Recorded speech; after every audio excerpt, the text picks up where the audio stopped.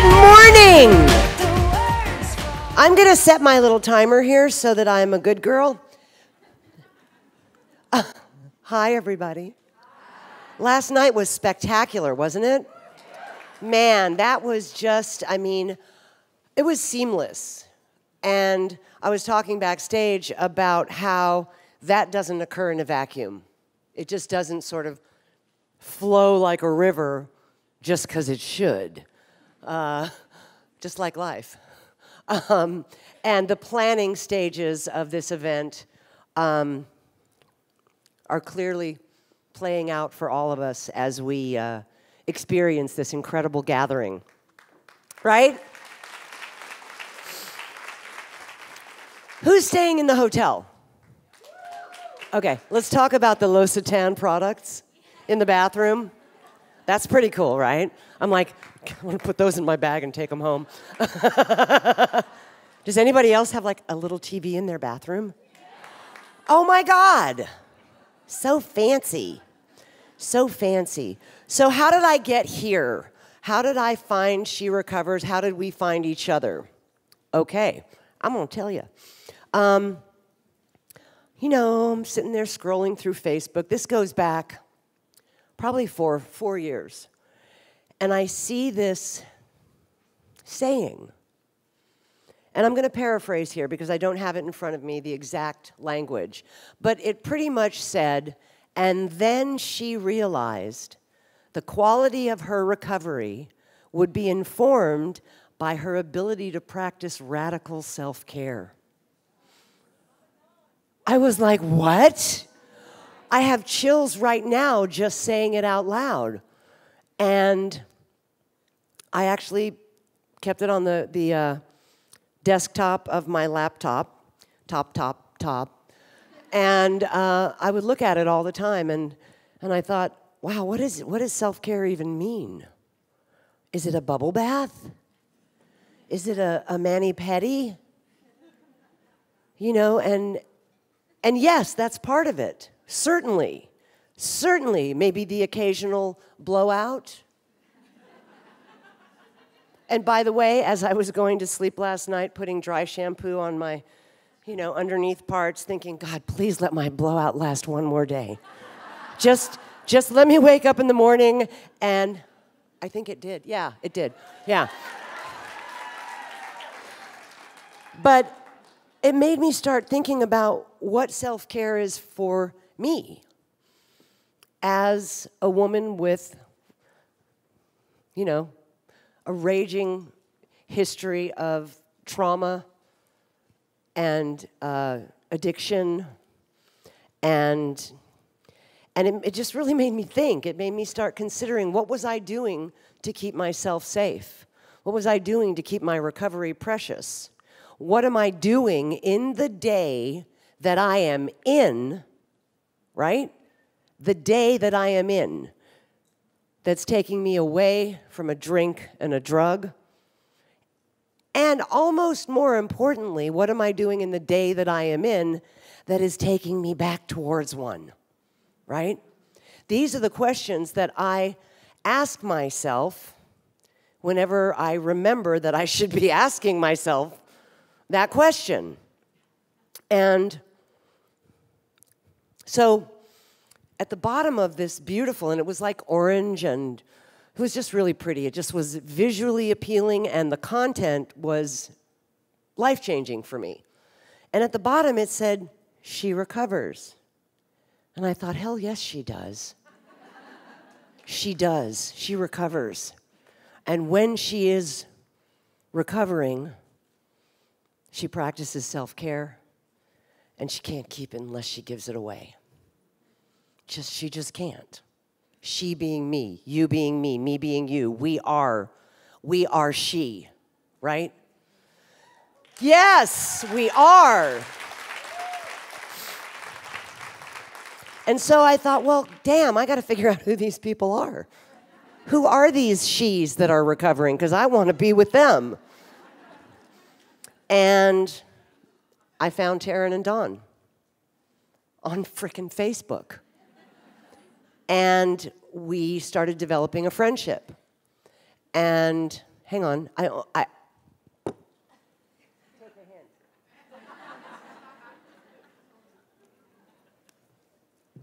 We started developing a... Can you imagine if I did the whole thing from down there? That would be really weird, right? So we started developing a friendship, and we started instant messaging back and forth, and then we had a Facebook Live, and then, you know, I have the opportunity to come here and maybe run some retreats next year at Kripalu with the clinical director from Breathe Life Healing Center, which is here in West Hollywood, by the way, Kathleen Murphy. And yeah, I'm telling you, this woman is transformational. I wish she was here today, because really I'd come up and say, you really need to hear Kathleen speak, because, yeah. Anyway, so here I am. And in the months, weeks, and days leading up to this, as I know I pace around a lot, I'm watching the cameras sort of peripherally, following me back and forth across the stage. But in the weeks, months, and days leading up to this event, as I, you know, as we all do, scroll social media sort of obsessively and in an unhealthy fashion, I started seeing you posting about your wins and your setbacks, your victories, your deepest heart. I am so moved by that. I saw women who were struggling and who were talking about their struggle. I was always taught to be quiet. I was always taught, shh, we don't talk about our family. We don't talk about anything. Shh. The conspiracy of silence that I was born into. And as I'm getting chills again. As I'm scrolling, I see a woman who is driving here alone, a mom of toddlers, 30 days, hoping that she can make it past the 3 to 4 month mark. I don't know if you're in here, but if you are, I love you so freaking much right now.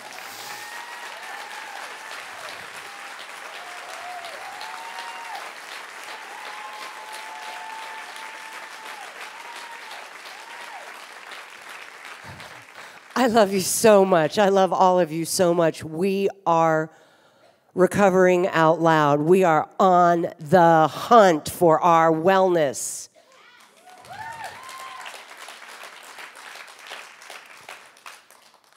I see women who are sharing their stories of going to that barbecue or going to the beach with the cooler filled with beers or, you know, Mike's Hard Lemonade or whatever.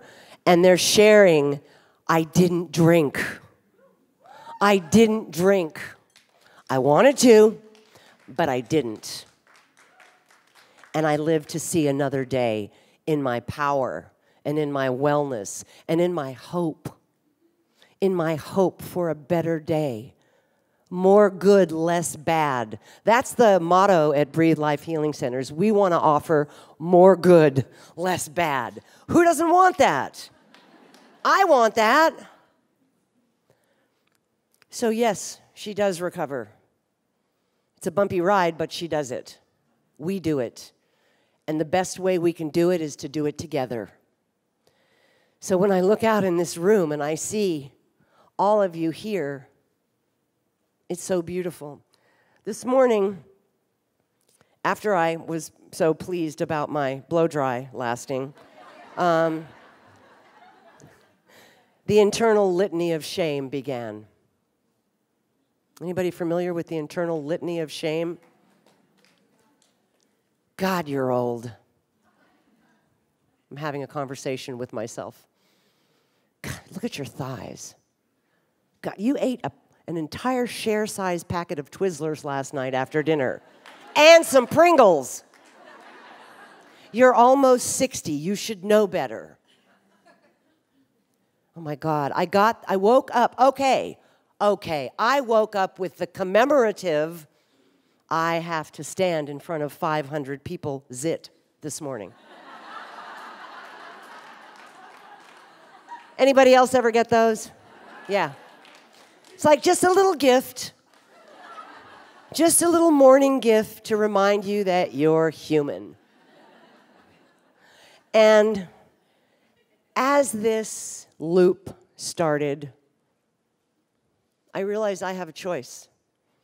I can either buy into my negative self-talk, or I can say, you know what?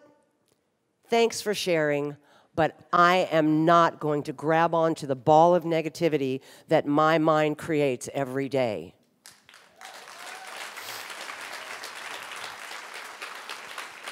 Because I know how to.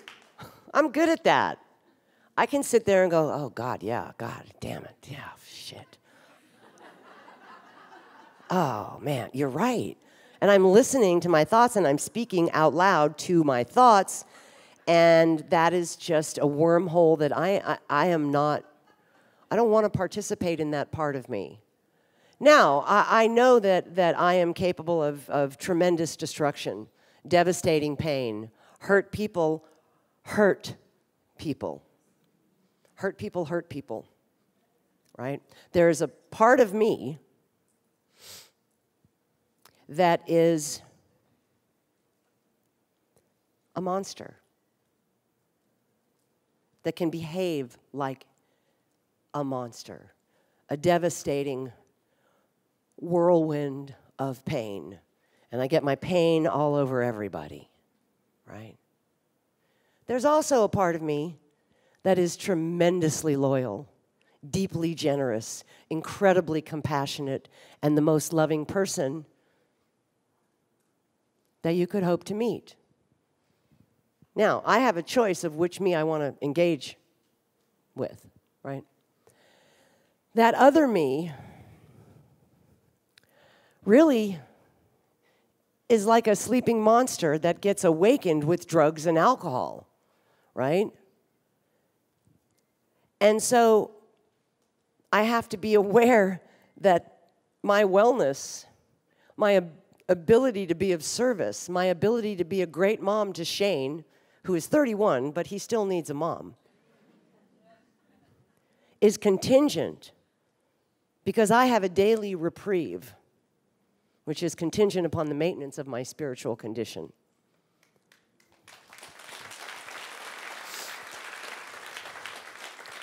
You know, I come from a long line of addicts and alcoholics and people with undiagnosed mental illness.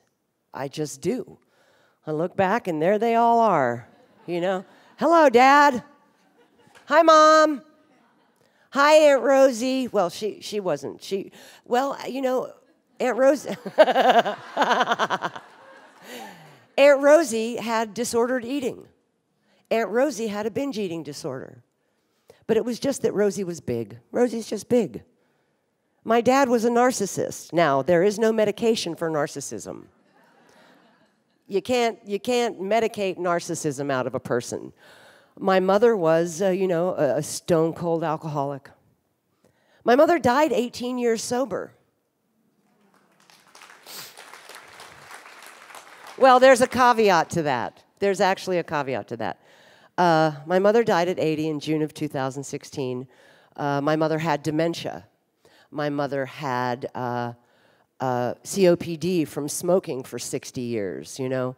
My mother was the sweetest little tiny person ever. And the caveat is that she lived in assisted living for a fair amount of time before she passed away. And she hurt her back.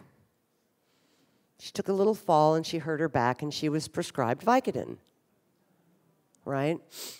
And so I called her, you know, and I would see her all the time. I would bring her, she needed lipstick all the time. I don't know what she did with all that lipstick. I swear to God, she'd be like, honey, I'm out of lipstick and cat food and I need some diapers. Okay, I'm heading to Rite Aid. God bless her beautiful self. But I called her and I said, Mom, you know, because she's a sober woman. She's the woman that gets up in the meeting in front of the group and she says, "We sought through prayer and medication to..." And she had no idea why everybody was laughing. She's like, "Honey, why was everybody laughing?" I'm like, "I'll tell you when we get home." So I called her and I said, "How's your back, Mom?" And she's like, "It's so much better." I said, "Oh, good. So you're not taking the Vicodin anymore?" And she goes, "No. I've got 3 left. I'm saving them for New Year's Eve."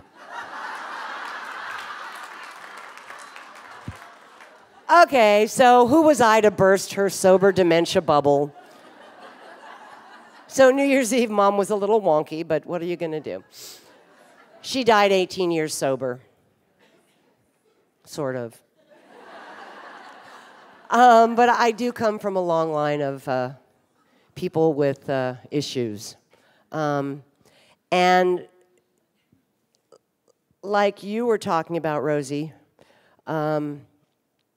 you know, when you look at the framework of how a person grew up, you're like, oh, well, Mack's father was like a big rock star, and there was money, and, you know, blah, blah, blah. But what's going on inside of that framework is rarely seen, right? And so I saw things as a very little girl and experienced things and was victimized by things. I don't want to say victimized. I'm a thriver. I'm a survivor. I am not a fucking victim. It took me a long time to figure that part out. I was like, oh my God, you can't believe what happened to me. You want to hear what happened to me? I was like puking my wound all over everybody, you know? So now that I'm not in the cave anymore, you know, the cave of my addiction and my sadness and all of that stuff, I'm out here in the sunlight, which is really bright. I can tell my story without that victim mentality underlying it. You know what I'm saying? But I saw a lot of shit. And things were weird and bad and certainly not age appropriate. And there were things going on in that house, those houses, that were bad. And I don't know about you. See what happens? The body keeps the score of the trauma. I feel myself folding up a little bit, and that's okay, because I know that I'm safe. I'm actually able to access that part of my brain that says, oh, you're just triggered. It's not happening now.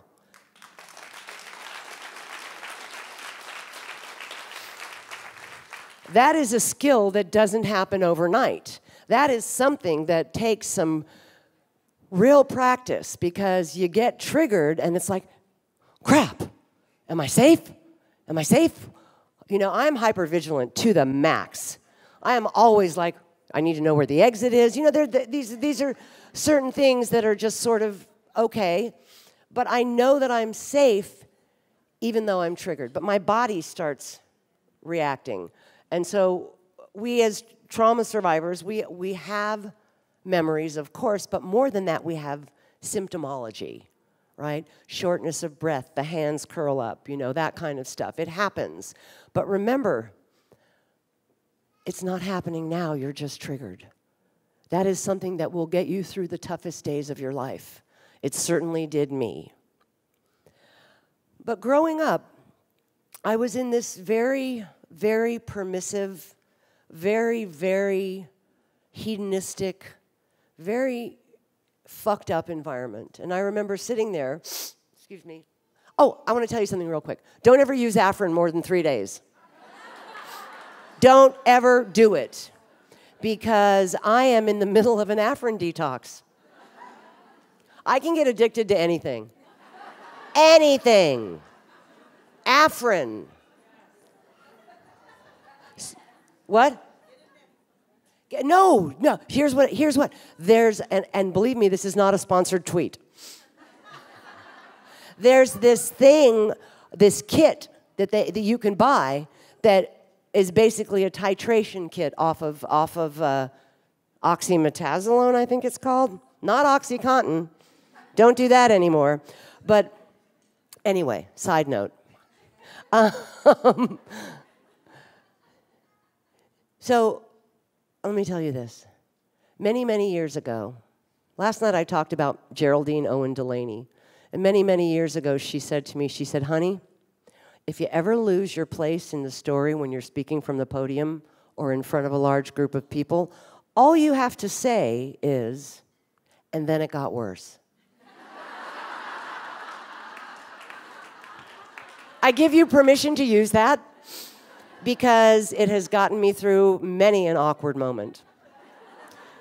So I was 5, and then it got worse. I remember being fascinated by behavior from a very, very young age. And I remember sitting there thinking, wow, these people actually think it's okay to do what they're doing. And they're doing it in front of me. And I'm 5. I mean, I remember having that conscious thought. But I also have huge gaps in the timeline of my life. Anybody else? That are blank. Blank! And you know what? I am not fighting to remember.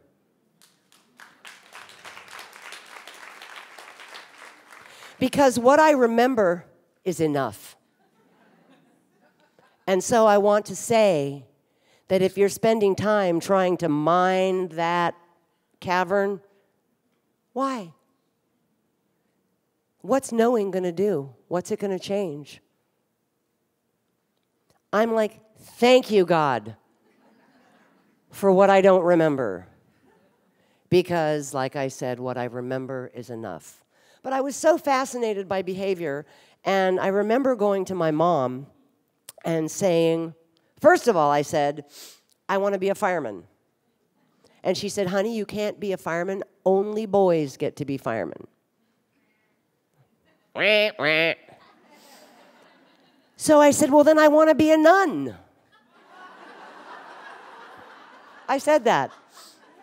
And she said, honey, if you're a nun, you have to be married to Jesus Christ, and you'll never be able to have a boyfriend. I was like, okay. Well, I like boys. I like girls. I'm just putting that. Pan. She said, I said, oh, Mom, well, okay. I want to be an abnormal psychologist. I think maybe that's what they called it in the 60s, abnormal psychology, like the science of the mind, because I was so fascinated with behavior from a very, very young age. And so I became an observer, a very hypervigilant observer. What's he doing? I wonder what he's thinking while he's doing that. What's she doing? Oh, I wonder what's going on in there. And this went on for many, many years. Still going on now. What are you thinking? What are you thinking while you're doing that? With that smile, that beautiful smile. And so, you know, I went along through my life, doing my thing, little kid, big blocks of lack of memory. And then I went to this school. It was a Waldorf school. Anybody familiar with Waldorf school? Okay. I'm a Waldorfian. My son also graduated from high school at Waldorf. And we had this band at school. It was called Class. Chris, Laura, Adam, and Scott, because my given name is Laura. And it's a good name, right? My middle name is Mackenzie.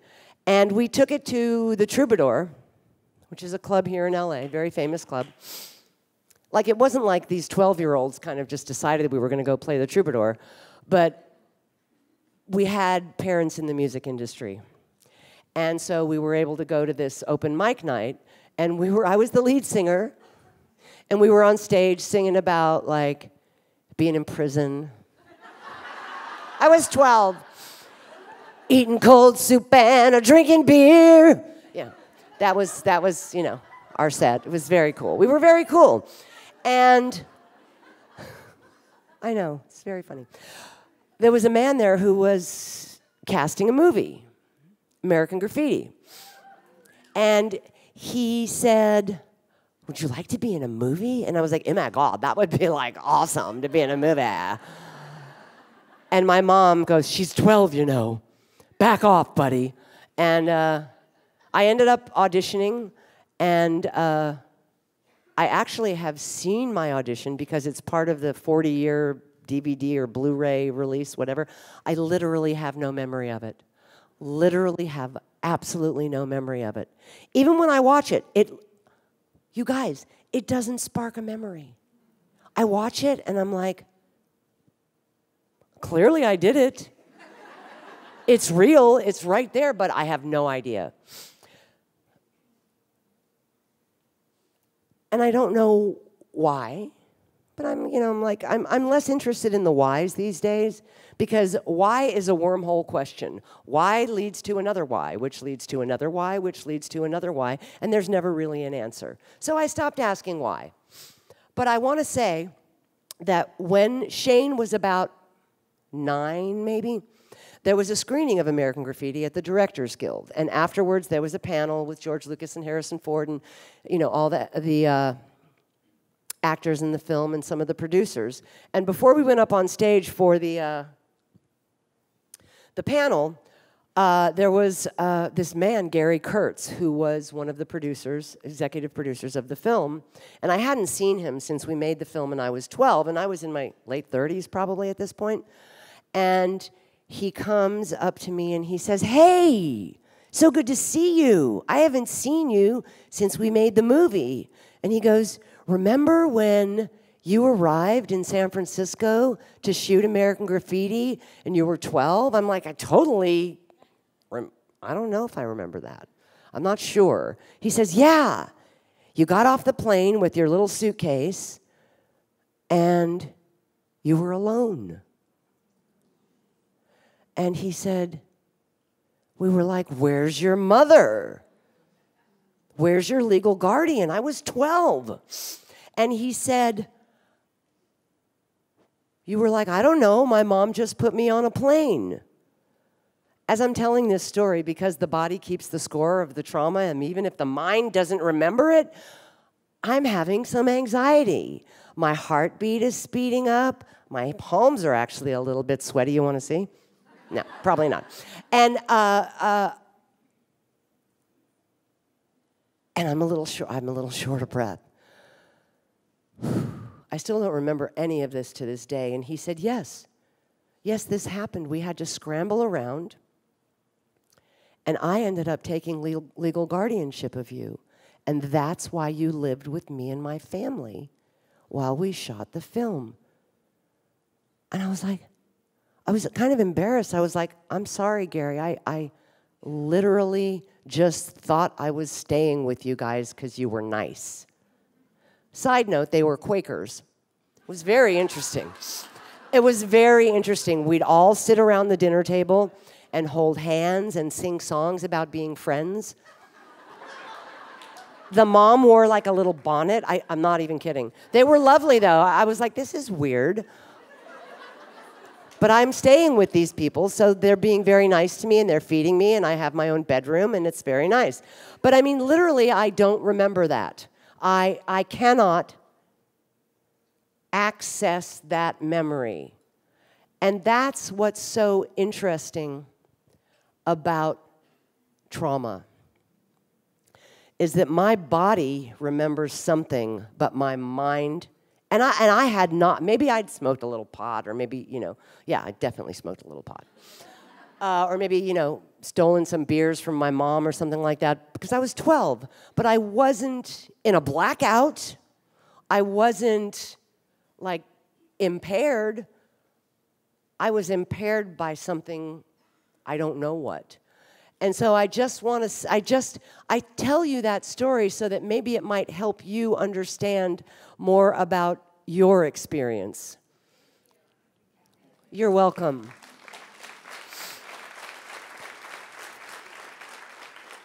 No shame.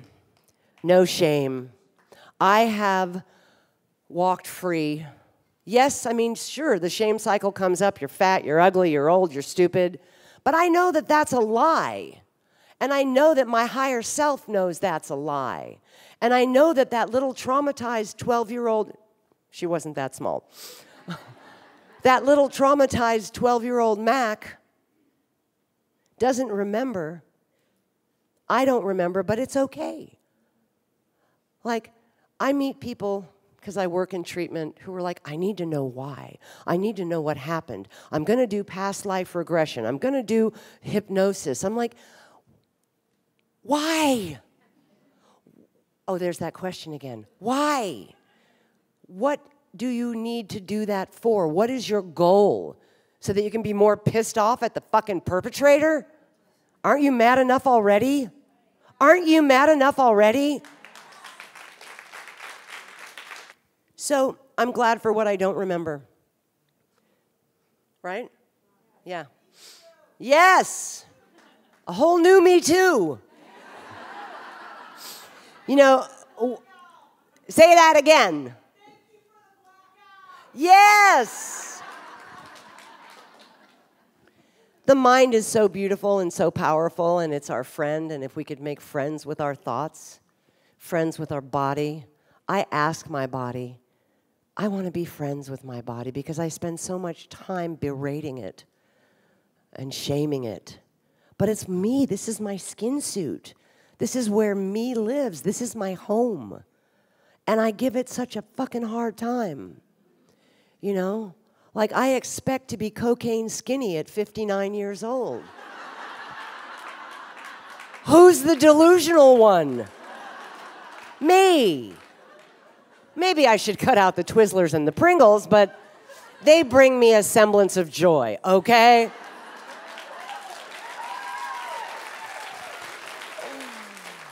Oh, we're all recovering from something. Right? Crappy relationships, the wrong guy, the wrong girl. Russell Brand tells an amazing story in his one of his books. I think it was called Bookie Wookie, actually. I fucking love that guy. I've never met him. I love him from afar. I use his YouTube videos and different things as source material for group at Breathe Life Healing Center, where I work. Yes, I have a day job. An actor with a day job, like Jeffrey Owens, who was shamed for working at Trader Joe's. No shame in having a day job. I freaking love my work at Breathe Life Healing Center. Acting is my side gig. Yeah! That makes me happy to be able to say that because I'm so dedicated to a clinical life. In Russell Brand's book, he talks about when he was a very young boy, how he would hoard chocolate. And he'd stash it away in his room. And then at the end of the day, in the dark, alone, he would eat all of these chocolates. And he said, had my parents known what addiction was, had my parents been paying more attention, had my parents gone, what's up with that? If we had understood, he said, I was exhibiting signs of addiction when I was, I'm going to use an old phrase here, and he did not use this phrase, knee-high to a grasshopper. And so it's not, I mean, it doesn't occur in a vacuum, right? But if I look back, I can see where the, you know, yes, environment, nurture versus nature. I mean, I saw people, you know, shooting up drugs and piles of cocaine and, you know, all that kind of stuff when I was knee-high to a grasshopper. And so it was like, this is what we do. This is what we do. We do this in the family. This is what we do. And there is not one of the 5 of us that was exempt from the this is what we do. Some families have alcoholic or addicted parents, and they're like, I am never going to be like them. And they never are. And then some of them get to around 25, 30, and they're like, I guess I can have a drink now because I made it this far. And then the genetics take over. The genetic DNA, genetic predisposition takes over. That was not the case for us. We all started very young. And in one way or another, because there are many ways to the top of the mountain, the destination is the same. In one way or another, we all have recovery. And that's a beautiful thing. So American Graffiti, fun movie. Came out when I was 13. And then by the time I was 15, I was on One Day at a Time. And I was already off to the races. I mean, it only took a couple, 3 seasons before I was suspended. Go get well. We're suspending you with pay so that you can go get well. This was the 70s, man. It's not like, man. It's not like, we recognize that you have a substance use disorder and we are sending you to treatment. That's what they do now. Then they're just like, go get well. Go pull your shit together somehow. So, like, I got my teeth cleaned. I went to the dermatologist and I got my hair colored and I bought new clothes. And I went back and I was like, ta-da! And they were like, good job. Back to work.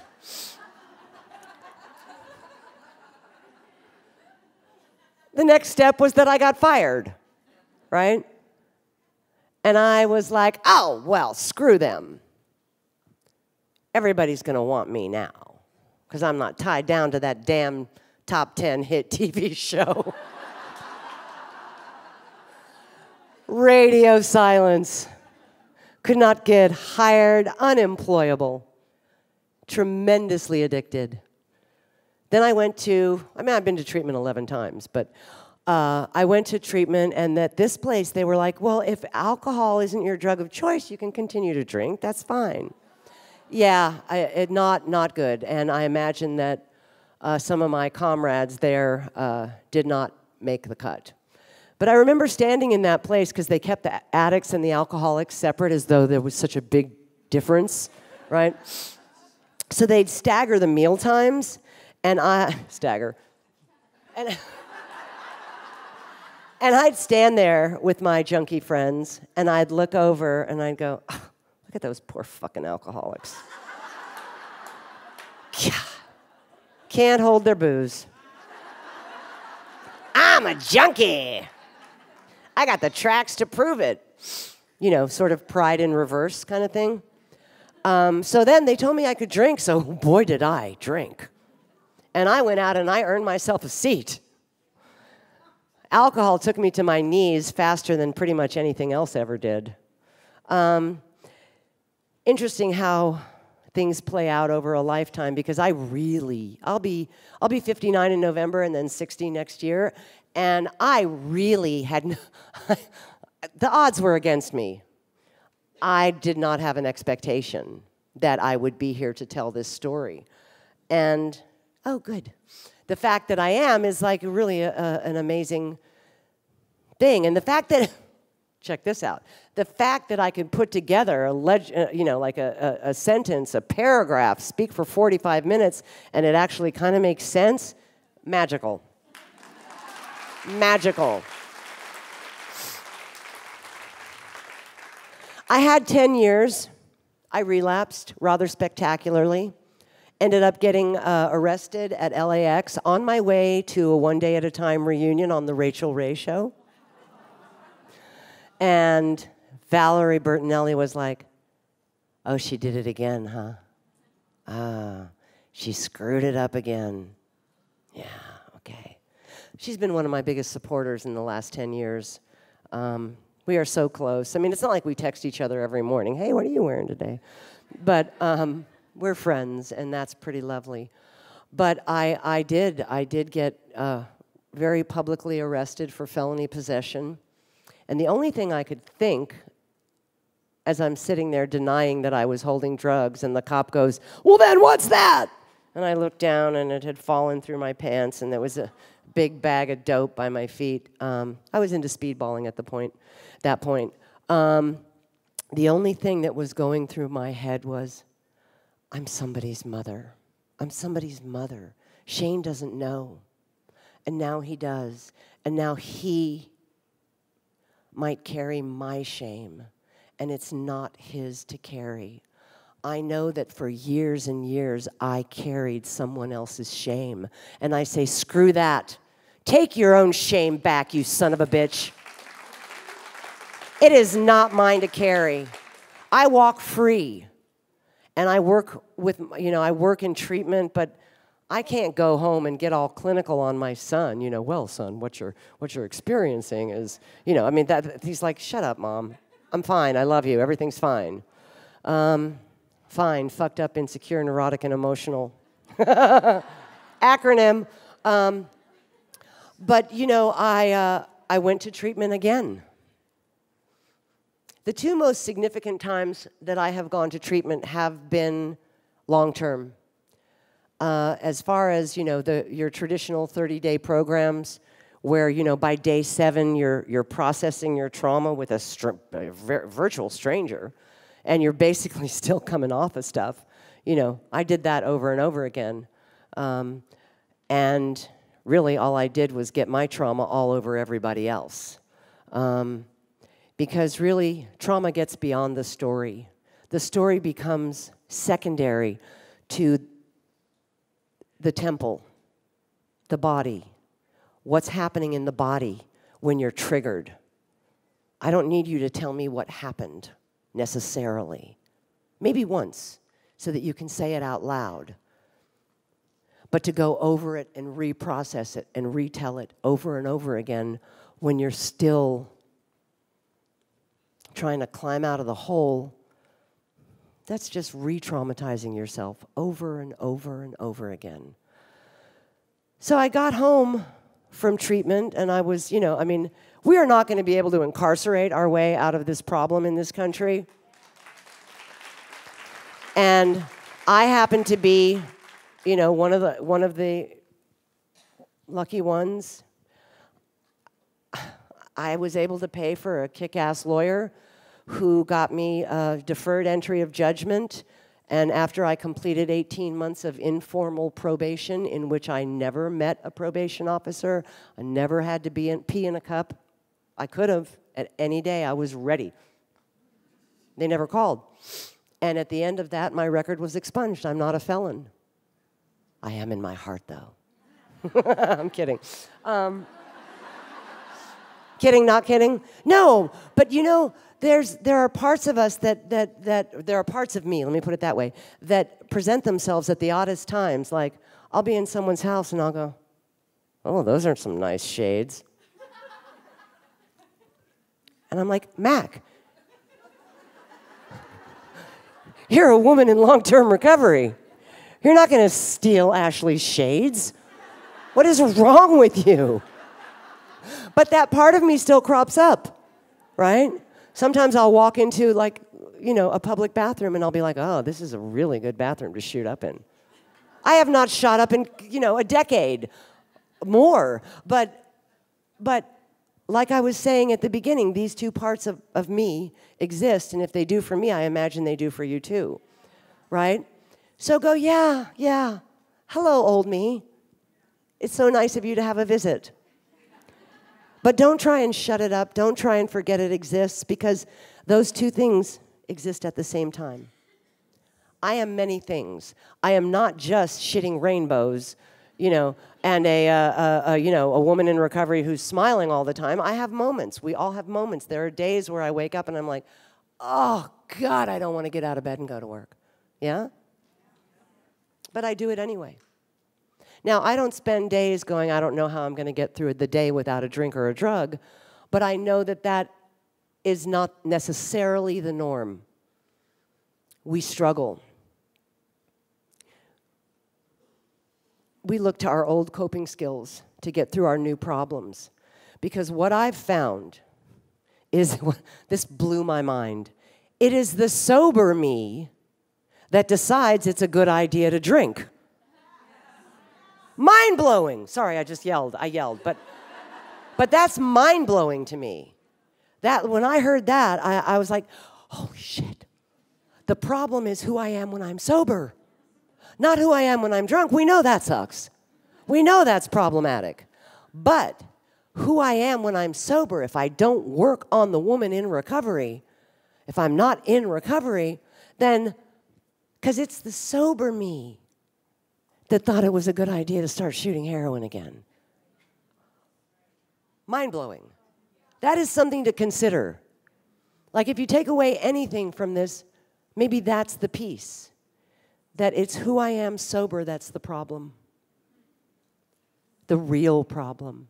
Because who I am drunk or high is informed by something outside of me, drugs and alcohol. But who I am sober is informed by something else entirely. And if that me wants to have a drink, then I got some work to do, you know? And so that I think is just, it blew my mind, so I thought I'd share it with you guys.